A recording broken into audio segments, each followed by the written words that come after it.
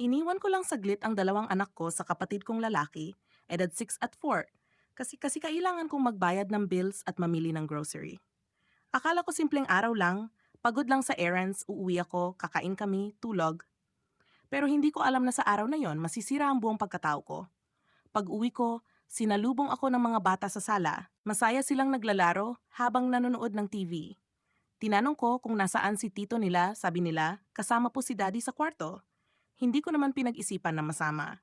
Akala ko nag-uusap lang sila, magkasundo kasi sila ng kapatid ko, halos parang magkapatid din silang dalawa. Pagkatapos kong iligpit ang mga pinamili, umakyat ako sa kwarto para tawagin ang asawa ko. Pero pagkapihit ko ng doorknob, para akong binuhusan ng kumukulong tubig. Hindi ko inakalang makikita ko yon. Hubad silang dalawa. Ang asawa kong minahal at pinagkatiwalaan ko, napatong sa kakapatid kong lalaki. Naglalaplapan sila umuungol parang walang pakialam sa mundo. For a moment, hindi ako makahinga. Parang huminto ang oras.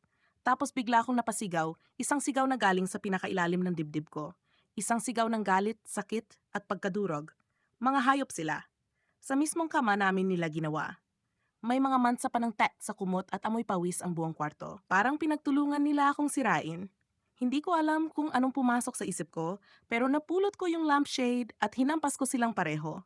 Duguan ang ulo ng kapatid ko, nagmakaawa pa silang pareho, pero wala akong naramdaman kundi put at pagkasuklam.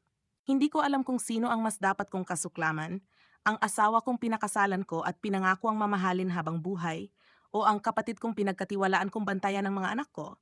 Hindi ko rin alam kung paano ko tatanggapin na kapatid ko pala, bakla, pero mas masakit isipin na ang lalaki ng asawa ko ay kapatid ko mismo. Ngayon, hindi ko alam kung saan ako magsisimula. Gusto ko silang idemanda, gusto kong ipahiya, gusto kong makulong silang dalawa. Pero sa kabilang banda, iniisip ko rin kung anong epekto nito sa mga anak ko. Hindi ko alam kung kaya kong itago to, pero hindi ko rin alam kung paano haharapin ang katotohanan. Paano ko ba haharapin to?